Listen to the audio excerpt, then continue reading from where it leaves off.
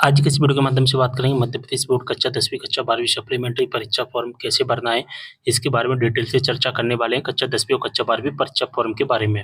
तो दोस्तों सबसे पहले एक बात समझ लेना, एमपी गवर्नमेंट ने 10वीं क्लास और 12वीं क्लास में सप्लीमेंट्री परीक्षा का नाम चेंज कर दिया गया है। ठीक है, इसका नाम जो कर दिया गया है, अब वो कर दिया गया है सेकंड बोर्ड एग्जाम। ठीक है, सेकंड बोर्ड एग्जाम या हम कह सकते हैं सेकंड चांस एग्जाम। ठीक है, अब मध्य प्रदेश में किसी भी स्टूडेंट को 10वीं क्लास में या 12वीं क्लास में सप्लीमेंट्री नहीं मिलती है, डायरेक्ट स्टूडेंट को फेल कर दिया जाता है। तो आप ये सोचा कि हम सप्लीमेंट्री का फॉर्म भर रहे हैं या सप्लीमेंट्री परीक्षा कब होगी, तो ध्यान से सुन लीजिए, सप्लीमेंट्री परीक्षा डिलीट कर दी गई है, इसका नाम दूसरा कर दिया गया है सेकंड बोर्ड एग्जाम या सेकंड चांस एग्जाम। किसी भी स्टूडेंट को सप्लीमेंट्री नहीं आएगी और सेकंड बोर्ड एग्जाम का ही आपको फॉर्म भरना है और डायरेक्ट स्टूडेंट को फेल किया जाएगा। जितने स्टूडेंट में फेल लिखा है एपीआईएल, उतने ही विषय की आपको सेकंड बोर्ड एग्जाम का फॉर्म भरना है। फॉर्म कब से कब तक भरे जाएंगे? 22 अप्रैल तक फॉर्म भरे जाएंगे, 15 अप्रैल से 22 अप्रैल तक।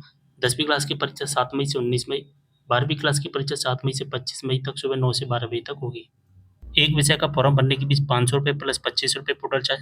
2 विषय का फॉर्म भरने का फीस है 1000 रुपये प्लस 25 रुपये पोर्टल चार्ज। 3 विषय या 4 विषय का फॉर्म भरने का फीस 1500 रुपये प्लस 25 रुपये पोर्टल चार्ज। 4 से ज़्यादा विषय जैसे कि 5 विषय या 6 विषय का फॉर्म भरोगे तो 2000 रुपये प्लस 25 रुपये पोर्टल चार्ज है। ठीक है, बात समझ में आ गई।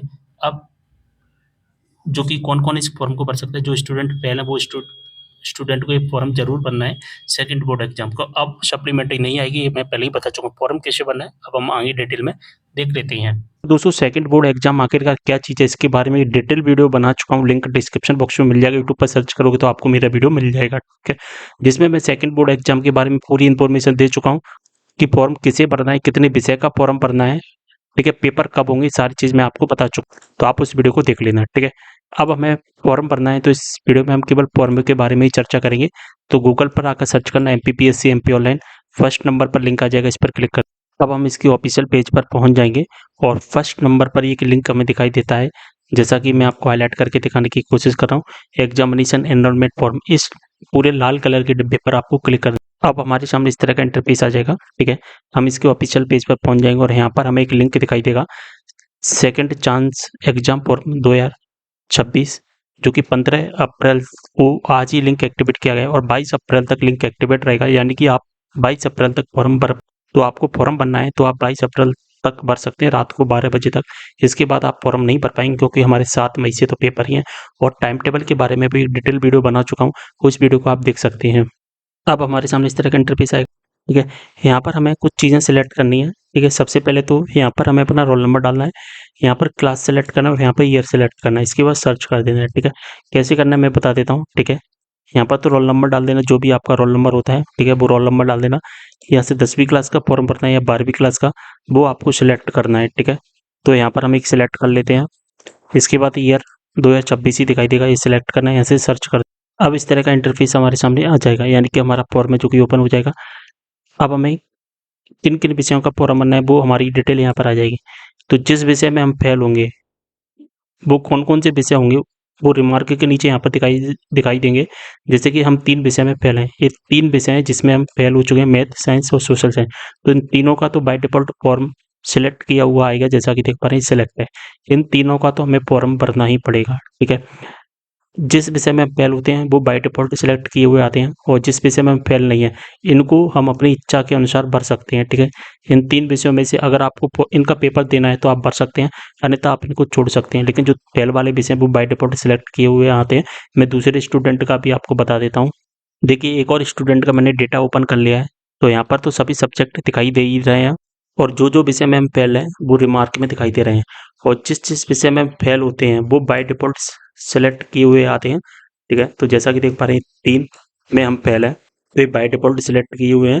ठीक है, और एक इस विषय में भी फेल है तो ये भी बाय डिफॉल्ट सिलेक्ट किया हुआ है। लेकिन हम यहाँ पर फेल नहीं है, जैसे हिंदी में फेल नहीं, संस्कृत में फेल नहीं, तो हम इसको अपनी इच्छा के अनुसार भर सकते हैं। भरना है तो सिलेक्ट करना, अन्यथा इसको छोड़ देना। ठीक है, बात समझ में आ गई। ऐसे एक स्टूडेंट को और बता देता हूँ, ये जो स्टूडेंट है फेल नहीं है, पास है। तो फेल नहीं है तो यहाँ पर रिमार्क में कुछ नहीं लिखा है। ठीक है, ग्रेस है, जो कि ग्रेस का मतलब पास ही होता है। ठीक है, और यहाँ पर दूसरे बाय डिफॉल्ट सिलेक्ट नहीं है। ठीक है, अब हम इनको अपनी इच्छा के अनुसार सेलेक्ट करना चाहते तो कर सकते हैं, यानी कि ऐसे स्टूडेंट जो पास हैं लेकिन फिर भी इस फॉर्म को भरना चाहता है, वो ऐसे कौन से स्टूडेंट होंगे?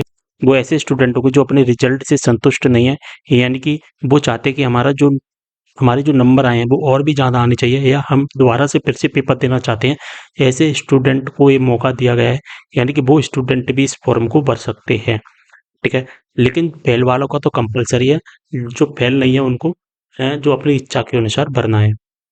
इसके बाद में क्या करना होता है, यहाँ पर जैसे ही जो सिलेक्ट होते हैं, यहाँ पर बाय डिफ़ॉल्ट सब्जेक्ट के नाम आ जाते हैं, यहाँ से चेक मार्क कर देना और यहाँ से सेव कर देना है।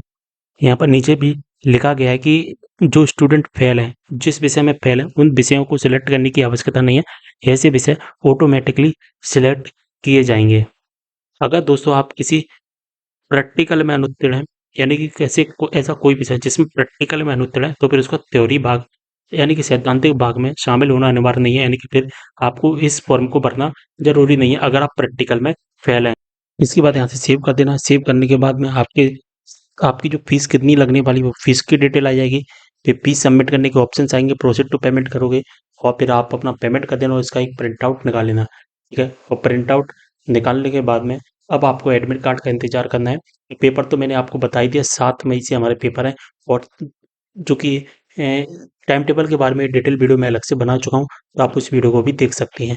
वीडियो को शेयर कर देना, बहुत इन्फॉर्मेटिव वीडियो है ये, और यूट्यूब पर सबसे पहला वीडियो जो मैं अपलोड कर रहा हूँ जो परीक्षा फॉर्म भरने के बारे में, तो शेयर कर देना है और चैनल को सब्सक्राइब कर लेना है ऐसी जानकारी पाने के लिए। मिलते अगले वीडियो में एक और जानकारी के साथ, तब तक के लिए